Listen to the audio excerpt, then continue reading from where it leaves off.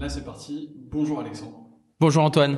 Merci beaucoup d'être avec moi aujourd'hui. Alors, c'est Morgan qui nous a mis en relation il y a quelques semaines après que je l'ai interviewé. Donc, vous avez bossé avec Sparkmate un petit peu avant. Morgan en est le CEO, le cofondateur. Et il m'a dit que je devais absolument te rencontrer, que tu avais un parcours incroyable et que pour parler de productivité, il n'y avait pas mieux. Donc, on va commencer tout de suite. Mais avant tout ça, est-ce que tu peux te présenter ?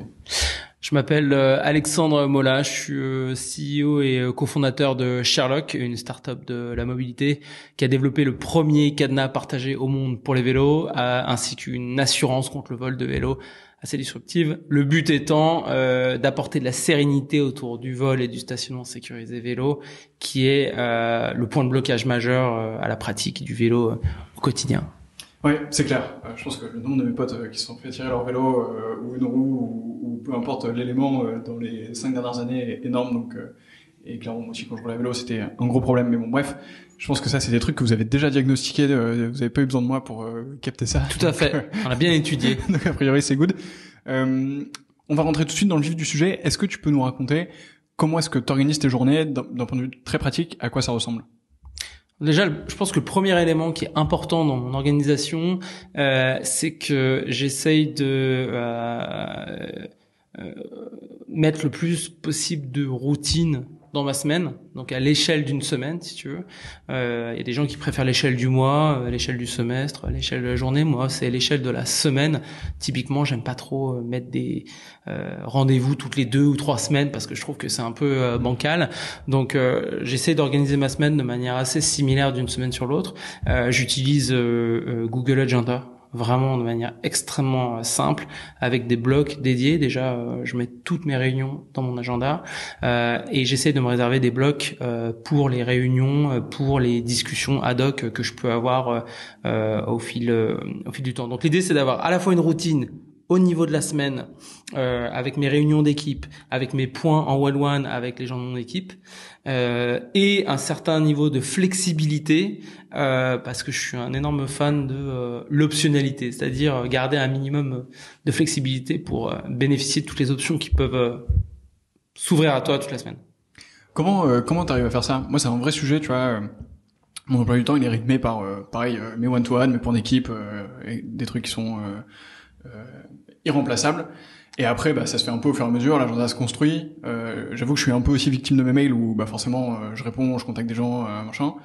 Mais parfois, je me dis, et c'est un peu vraiment une grosse préoccupation pour moi en ce moment, je me dis, en fait, là, je suis pas en train d'avoir l'impact que je devrais avoir pour ma boîte. Je suis en train de juste répondre à mes mails et faire mes trucs. Mais en vrai, je devrais contacter 10 personnes qui pourraient nous aider. Où je devrais avoir plus de choix, ou justement être plus dans l'optionnalité. Comment est-ce que tu fais toi pour faire ça ? Et comment tu t'es rendu compte que c'était important ? Ce qui est important, c'est de ne pas laisser tes emails et tout ce qui est exogène te brinque-baller d'un point à l'autre de ton agenda. En mettant des plages dédiées pour des rendez-vous extérieurs, pour des déjeuners, pour du deep work. Il y a des moments où on a besoin d'avoir 3 heures devant nous. En mettant des plages dédiées dans ton agenda qui sont plus ou moins tout le temps les mêmes semaine après semaine, déjà tu imposes une contrainte que tu maîtrises en fait. Et ça va permettre du coup de contraindre les événements extérieurs. Ensuite, il y a un truc tout bête, c'est que j'ai 2 enfants. Et ça aide pas mal. Ouais. Ça a été une énorme évolution aussi pour moi parce que c'est vrai que quand t'es tout seul, t'as toujours envie d'aller toujours plus loin, de dire oui à tout en permanence. Quand tu as une contrainte familiale, je dis contrainte dans le bon sens du terme, en fait tu sais que, en tout cas moi je m'impose d'être à la maison à 7h30 tous les soirs. Je m'impose de passer du temps avec eux le matin aussi. Et donc ça m'oblige à une certaine rigueur. Extrêmement forte en fait. Donc c'est vrai qu'avec l'arrivée de mes enfants, je suis monté d'un cran en termes d'exigence, de rigueur, de gestion de mon agenda. Ouais, ça je pense que c'est un vrai truc. J'avais interviewé, je sais pas si tu connais Alexandre Dana de Live Mentor. C'est une boîte, c'est une EdTech. Ils ont pas mal levé il y a pas longtemps d'ailleurs. Ils font plein de formations, surtout sur l'entrepreneuriat, le web marketing, etc. Bref. Et il me disait, donc on parle de productivité pendant 30 minutes, il me dit, tu dois absolument interviewer quelqu'un qui a des enfants, parce que ça change tout. Moi j'avoue, j'en ai pas, c'est pas trop dans les projets tout de suite, ça va venir, je pense, j'espère. Mais clairement, ça Ça a dû être un changement important pour toi. T'as visualisé un avant-après, et comment t'as fait pour t'adapter à ça? Bien sûr. Déjà, la première chose, c'est on se rend compte que en fait il y a des gens dans notre quotidien qui en ont rien à faire si on a un rendez-vous qui termine plus tard, si on a une contrainte avec un dîner, un truc comme ça. Donc en fait il faut jouer avec cette contrainte supplémentaire et en fait c'est tout à fait possible et c'est même extrêmement sain. Moi en fait ça m'a permis aussi de prendre du recul. J'ai un parcours assez classique à la base. J'ai fait une école de commerce, ensuite j'ai passé 6 ans en banque d'affaires à Londres et en Arabie Saoudite, donc un environnement où on travaille énormément. À l'époque, moi, j'étais content quand j'entrais chez moi avant 3 heures du matin. Juste pour être, et j'exagère à peine. C'était assez terrible, formateur, mais dur. Ensuite, j'ai eu la chance de passer 6 ans chez Uber. J'ai vu Uber passer de 200 personnes dans le monde à plus de 25 000. Donc j'ai été exposé à de l'hypercroissance parfois violente, parce que l'hypercroissance c'est scaler un business, mais c'est tous les défis connexes de organiser, réorganiser une équipe en permanence, gérer des défis de relations publiques, de réputation, des défis réglementaires et ainsi de suite. Donc j'ai toujours énormément travaillé jusque très tard. Et en fait, quand j'ai monté Sherlock, j'ai eu évidemment énormément de travail, j'ai toujours été extrêmement investi, mais l'arrivée de mes enfants m'a obligé à prendre un tout petit peu de recul et en fait à être et je me suis rendu compte que j'ai pas du tout perdu en impact ou en productivité, j'ai vraiment gagné en efficience parce que ça m'a obligé à mieux m'organiser. Donc on parlait tout à l'heure d'instaurer cette routine parce que en fait monter une start-up c'est un marathon et donc il faut être bien équipé pour pouvoir aller très loin pendant longtemps et idéalement assez vite. Donc il faut bien s'organiser.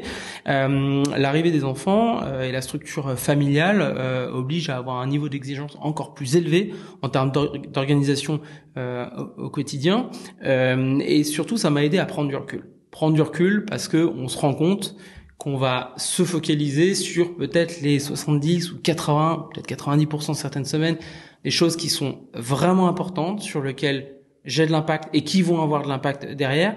Et le reste, en fait, on va s'obliger à soit les déléguer à des personnes qui peuvent faire tout aussi bien, voire parfois mieux, soit les mettre de côté, soit carrément les purger. Et ça c'est extrêmement important parce que ça oblige à une purification en fait de son quotidien, sans parler de cette prise de recul qui a lieu aussi d'un point de vue purement stratégique, où en particulier en tant que CEO, on a besoin d'être capable de prendre du recul, élaborer une equity story pour une levée qui va arriver dans plusieurs mois, ça se fait pas en 2 heures sur une feuille de papier. En fait, c'est un processus de maturation qui a besoin de temps, d'esprit. En fait, le cerveau travaille en tâche de fond quand on est capable d'avoir cette prise de recul. Et donc, l'arrivée de la famille, c'est aussi la capacité à gagner en impact, gagner en efficience, gagner aussi en capacité de leadership et de stratégisation. Est-ce que du coup, est-ce que toi aussi, dans ta vision personnelle de ce que t'attends des gens autour de toi, t'as changé un peu de manière de voir les choses et où t'es devenu alors je sais pas comment t'étais avant ni comment t'es maintenant d'ailleurs, mais est-ce que du coup t'es devenu un peu plus chill sur le fait de travailler plus ou moins longtemps ou sur peut-être du coup pas sur ton niveau d'exigence, mais sur ton niveau d'investissement que t'attends des gens avec lesquels tu bosses? J'attends un niveau d'investissement extrêmement élevé.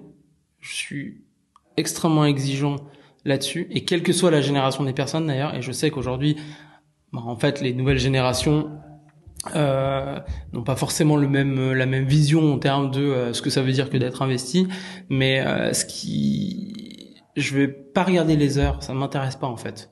D'ailleurs, chez Sherlock, quelqu'un qui veut partir à 17 heures parce que en fait, je sais pas, il a un frigo qui est en train d'être livré ou il se sent pas bien ou autre chose, en fait, ça ne me dérange même pas. Je veux même pas. Ça ne m'intéresse pas.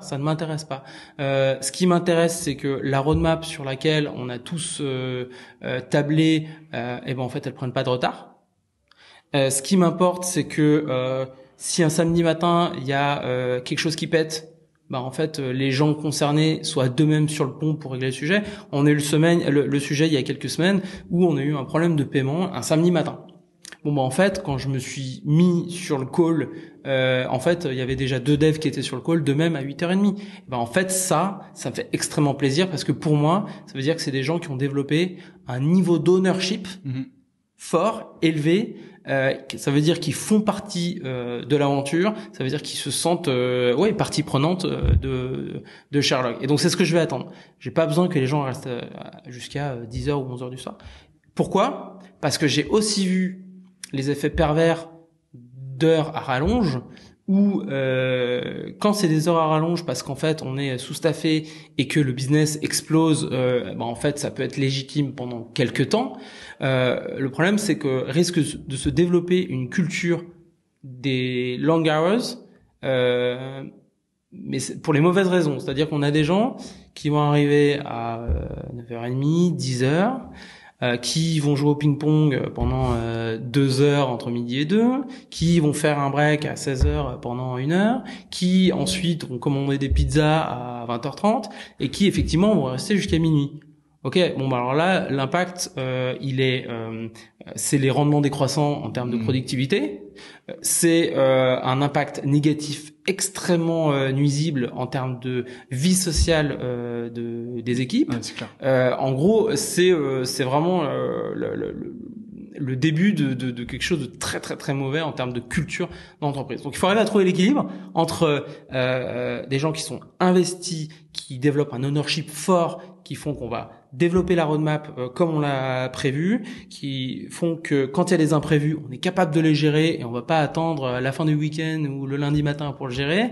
Et en même temps, offrir une qualité de travail, un environnement qui fait que les gens en fait ils sont extrêmement contents d'être là, ils se donnent à fond et pour autant ils sont aussi capables d'avoir une vie sociale épanouie et c'est ça qui va faire qu'on va emmener une équipe loin ensemble. T'as connu le passage à l'échelle chez Uber, tu sais, en passant de 200 à 20 000 dans le monde entier. Tu vas sûrement connaître le passage à l'échelle ici chez Sherlock, en tout cas on te le souhaite 1000 fois. Comment est-ce que tu fais dans ces situations de passage à l'échelle pour faire en sorte que les équipes restent productives et qu'on aille toujours vers l'objectif? Tu vois, nous par exemple, on a passé les 30 salariés dans notre boîte il y a pas très longtemps, et en gros, alors après je pense que c'est parce que j'ai la vision fondateur et pas la vision team, mais un des trucs qui m'inquiète, c'est de voir les gens faire de plus en plus de meetings. Et enfin moi ça me rend un peu ouf, je suis en mode non mais on arrête, enfin est-ce que vous en avez vraiment besoin, est-ce que vous êtes sûr, vous me paraissez nombreux et tout. Et ça c'est un exemple classique, mais en fait tu vois que t'as de plus en plus de besoins de coordination qui apparaissent, d'informations, de partage, enfin c'est un peu alors qu'on est 30, tu vois, c'est pas, on n'est pas 20 000 encore, loin de là, j'espère qu'on le sera un jour, mais loin de là. Comment est-ce que toi tu fais, comment est-ce que tu as vu faire dans ce passage à l'échelle progressif pour conserver la productivité, le fait de livrer, d'être toujours dans l'action, dans l'opérationnel et tu vois de faire avancer le business quoi. Le scaling en termes d'organisation et d'efficience, c'est une question d'équilibre entre des process et de la bureaucratie. C'est-à-dire qu'il faut des process sans tomber dans la bureaucratie. Et à chaque étape de développement d'une entreprise, son niveau de process. L'étape 0, c'est quand on est 2 fondateurs ou 5 premiers employés. En fait, il y a quasi pas de process. En fait, on est tous au courant en permanence de ce qui se passe. On échange en permanence sur tous les sujets. Ça va très très vite, c'est très fluide, et donc il y a une vitesse d'exécution qui est extrêmement puissante. Il y a un foisonnement d'idées qui sont en itération en permanence, donc c'est très puissant. Même quand on passe de 5 personnes à 15 personnes, il y a déjà une première étape à passer. Tout simplement parce que si sur 5 personnes, il y en a une par exemple qui fait du marketing, peut-être qu'au début elle fait des événements, elle fait des partenariats, elle fait du perf marketing, elle fait le site, elle fait voilà. OK, mais lorsqu'on est 15 ou 20, peut-être qu'il y a 3 personnes côté marketing. Et donc ça veut dire que première chose à faire, c'est de redéfinir l'organisation, redéfinir les rôles. Quelqu'un qui faisait tout côté marketing, il va falloir lui expliquer, le faire transitionner vers un rôle avec un scope peut-être plus réduit, mais plus profond. Ok, tu vas te spécialiser sur le perf marketing, SEO, SEA, ok. La partie partenariat, tu vas la laisser à ton nouveau collègue. Ah oui, mais moi j'aimais bien, je faisais tout ça. Bah oui, mais regarde, on grandit. Vois l'opportunité plutôt pour toi de te développer en profondeur sur un sujet, de développer vraiment tes capacités sur ce sujet. C'est une opportunité. Donc en fait, il faut arriver à transitionner, à faire évoluer tous les gens de l'équipe vers des rôles qui ont des scopes en général plus réduits, mais beaucoup plus deep. C'est une opportunité. Apparaissent aussi avec le temps des opportunités de step up en termes de management pour certaines personnes qui en ont les capacités. Donc tout ça, en fait, il faut arriver à faire grandir l'organisation au fur et à mesure en la réorganisant. Donc ça, c'est le premier sujet. Le deuxième sujet, et ben en fait, c'est d'organiser ce flot d'informations. Effectivement, quand on est 2, quand on est 3, quand on est 5, l'information, elle flow en permanence. Pas besoin de process quasiment. En fait, à partir du moment où tu as des îlots de sujets, marketing, opération, dev, qui apparaissent, il va y avoir une asymétrie d'informations et c'est normal.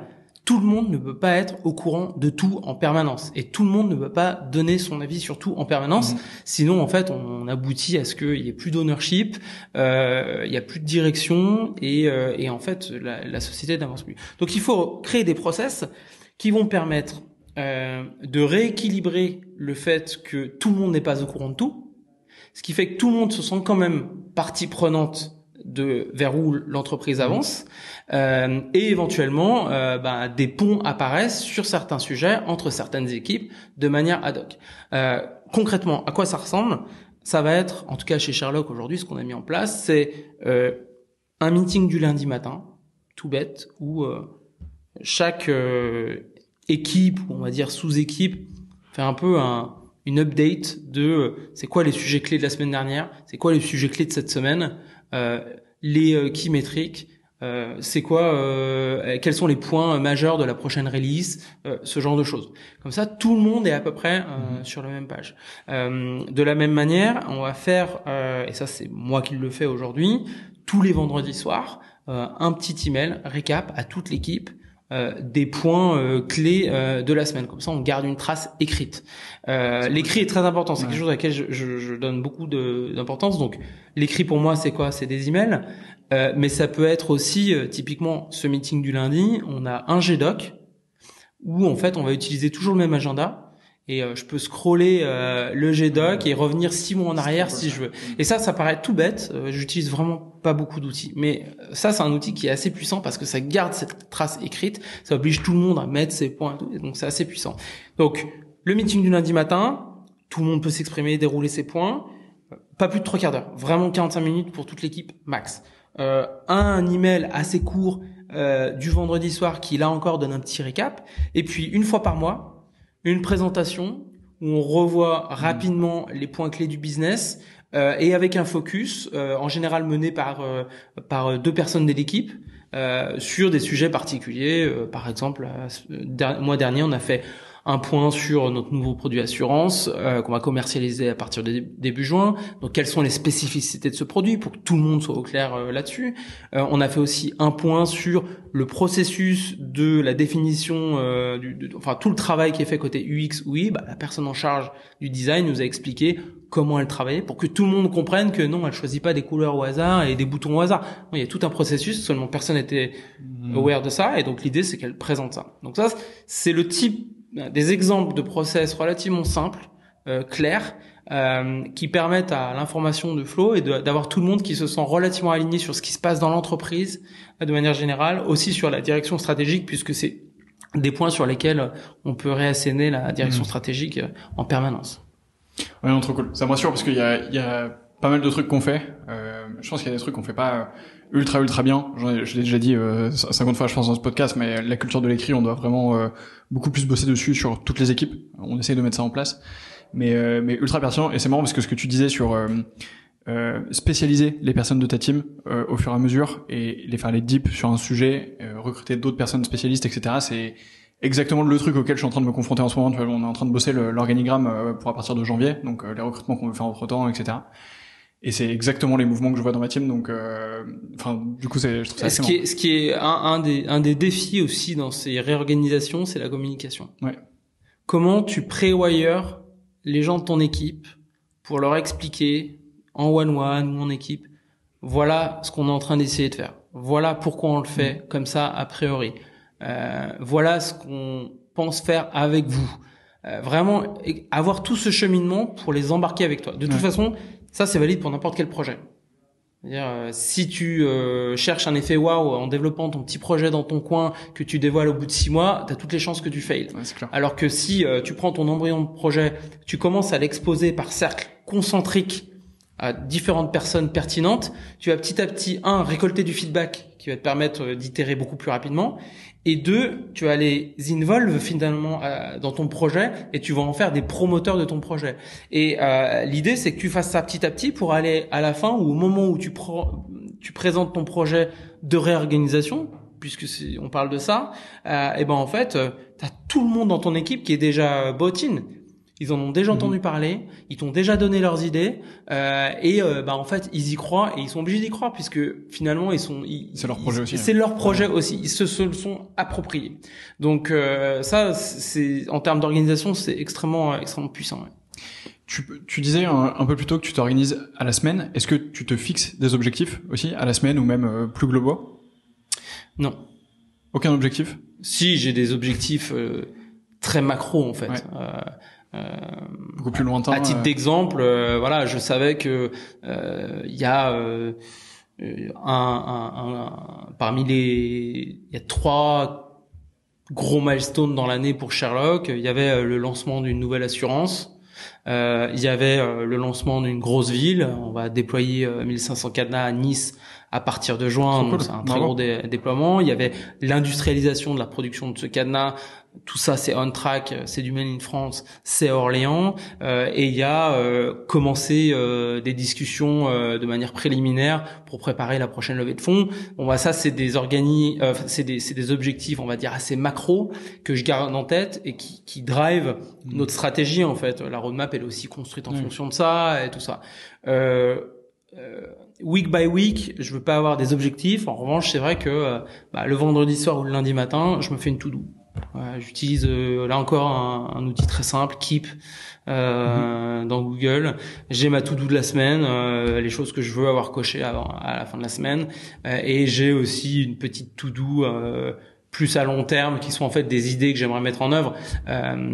Mais voilà. Et puis après, évidemment, il y a l'aspect purement business et BP où aujourd'hui on commence à avoir de l'activité, il y a des objectifs chiffrés en termes de nombre d'assurés à 6 mois à la fin de l'année. Voilà, ça c'est des choses classiques qui rentrent dans le cadre de la gestion de l'entreprise, objectif de boîte, du board chaque mois, et ce genre de choses. Et tu t'intègres aussi toi en perso des objectifs perso, je sais pas, courir un marathon. Tout à fait. Ouais. Tout à fait. Là encore, ça rentre dans mon objectif de routine. Un truc tout bête, mais à titre personnel, je fais attention à mon poids. Ouais. Parce que en fait, je me suis rendu compte que j'adore la gastronomie, j'adore manger. Ça me fait un point commun, ça. Vraiment, je suis fan et c'est ce qui nous réunit d'ailleurs avec ma femme. C'est une de nos passions, c'est la gastronomie. Donc il faut que je fasse attention parce que je me suis rendu compte aussi que, au bout d'un moment, si j'étais un peu au-dessus de mon poids, je suis plus fatigué, je suis plus irritable, je suis moins efficient. Donc ça, j'ai une fourchette dans laquelle je me tiens et je fais attention. Et donc ça, c'est un des objectifs, on va dire. Chaque semaine, je fais très attention. Deuxième chose, j'ai remarqué que faire du sport, je suis pas un fanat de sport, mais en fait, pour être bien dans sa tête, il faut faire un peu de sport, il faut bouger. Donc voilà, l'idée c'est de courir 2 fois 45 minutes par semaine.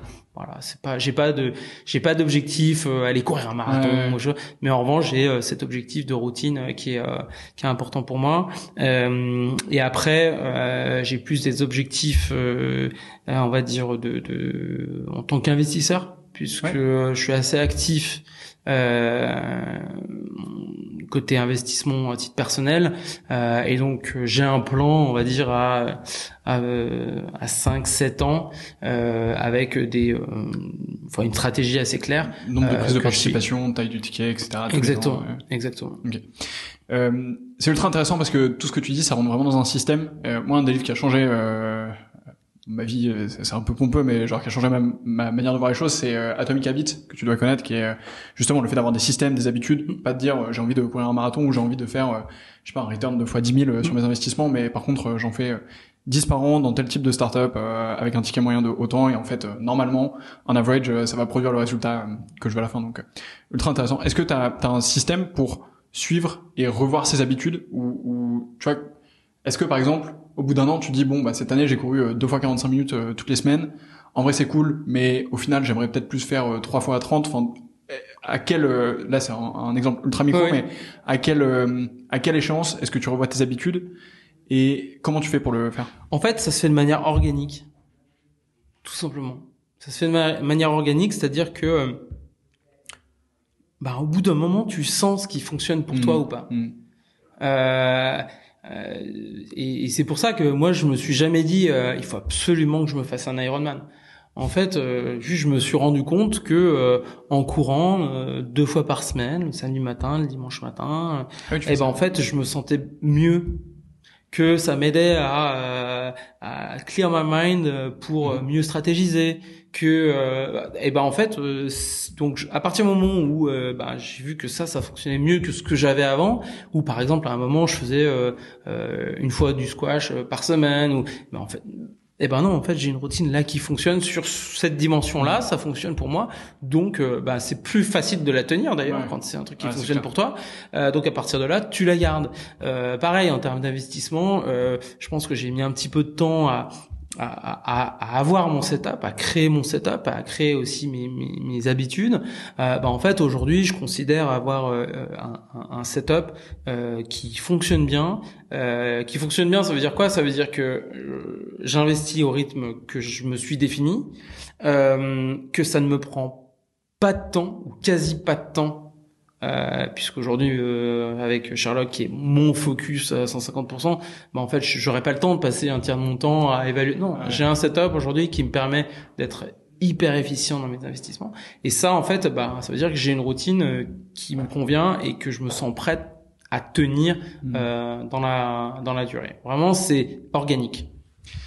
Ça fait déjà 27 minutes qu'on échange, mais ça va vite parce que c'est... Je parle beaucoup trop. Non, parce que c'est intéressant, c'est plutôt ça. Qu'est-ce qui t'empêche d'être productif ou d'atteindre tes objectifs justement en ce moment? Est-ce que tu analyses de la friction quelque part? Ou comment est-ce que tu pourrais faire mieux si tu préfères c'est un très bon en fait je pense que les freins que j'ai identifiés ces derniers mois en tant que founder, c'est des freins psychologiques en fait. Aujourd'hui j'ai pas peur d'ailleurs de l'avouer, il y a des anxiétés qui sont complètement irrationnelles, mais qui ont un impact sur mon sommeil par exemple, parfois même quand je suis un peu fatigué, sur ma capacité à focus, et je dis des anxiétés irrationnelles parce que en fait elles sont liées au fait que en fait quand tu regardes LinkedIn aujourd'hui, t'as X annonces par semaine de levées toujours plus flamboyantes les unes que les autres, et en fait en tant que founder, même si t'essayes de te focaliser sur un business, de créer quelque chose qui a de la valeur, qui fonctionne bien aujourd'hui, où on a une vraie traction, en fait c'est difficile de s'extirper à 100% de ce game en fait. Et donc je sais que c'est irrationnel et même illégitime, pas justifié en tout cas. Pour autant, en fait c'est une vraie anxiété que je développe assez régulièrement, que je combats, sur laquelle je prends du recul et vraiment j'y travaille. Mais aujourd'hui je pense que c'est ça qui a un impact, parce que parfois ça peut avoir un impact sur ma capacité à focus comme j'ai dit, et aussi sur ma capacité à bien récupérer la nuit, et donc sur ma fatigue. Ultra intéressant, merci d'avoir partagé ça, et je pense que c'est un truc en fait tous les réseaux sociaux, toutes les annonces, en fait tout ce qui est externe à toi, c'est ultra dur de pas se concentrer dessus parce qu'on n'est pas des moines, et forcément on regarde nos fils d'actualité, on a des potes qui travaillent à droite à gauche, etc. Et en même temps, c'est vrai que parfois, c'est dur. Surtout quand toutes les semaines, t'as effectivement des annonces de levée qui sont énormes, que t'as des concurrents qui sont aussi actifs que toi, donc forcément, tu vois des choses passer, t'es en mode ils prennent de l'avance, etc. Et j'avoue que c'est super dur. Mais il faut arriver à prendre un peu de recul. Ouais. Faut avoir confiance aussi dans ses équipes, dans son produit, dans ses investisseurs. Voilà. Et à un moment donné, il faut recentrer le débat en regardant qu'est-ce qui a été fait depuis 2 ans qu'on a créé la société. Bah en fait, objectivement, c'est incroyable. On a inventé un nouveau cadenas, on a industrialisé la production, on a inventé une nouvelle assurance. On est en train de déployer massivement nos solutions. On voit une traction de fou en à peine 2 ans. Et ben en fait, continuons et ne nous comparons pas à droite à gauche. Voilà. J'avais eu un exercice comme ça justement pour essayer de prendre du recul là-dessus, et en fait c'était pose-toi, fais une review un peu de justement ce que t'as fait, et surtout du coup projette-toi imagine dans un an quoi en fait. Et c'est en mode en fait c'est vrai que l'année dernière je sais pas, on est passé de 15 à 30 personnes, on a fiabilisé de notre côté notre kit de conversion, on est en train de finaliser de l'homologuer, on a recruté, on a déménagé dans une nouvelle usine, on signe bientôt des gros partenariats, etc. En fait, tu dis déjà t'as fait ça en un an. Imagine dans un an à quel point ce sera ouf. Et du coup, là, tu te redétends. Exactement. Et l'autre petit hack qui peut aider, en fait, c'est de demander une review. Moi, j'ai demandé une review à mon plus gros investisseur. À tes investisseurs. Voilà. Je leur ai dit, voilà, c'est la fin de l'année. On a mis en place un système de peer review, de performance review pour toute l'équipe. Moi, j'aimerais bien que tu me fasses ma review. Et donc, on a passé 45 minutes. En fait, c'est génial parce que 1, t'as du super feedback, et puis 2, si t'as fait du bon boulot, t'as quand même une tape dans le dos qui, peut t'aider à avancer et puis te relance encore. Donc, faut pas hésiter à demander, en fait. C'est clair. Et moi, j'ai un deuxième truc, peut-être pour toi. Je sais pas si tu le fais, mais, j'ai un dossier sur Notion, dans Notion perso qui s'appelle Love Letters.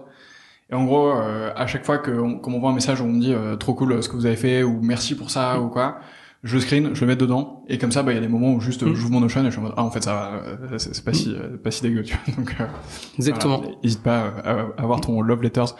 Niveau outils, tu nous en as pas mal parlé, toute la suite Google Doc, Google Agenda, Google Keep, ça c'était tes standards. Énorme fan de la suite Google, c'est hyper simple, on partage ça. C'est organique à notre quotidien maintenant.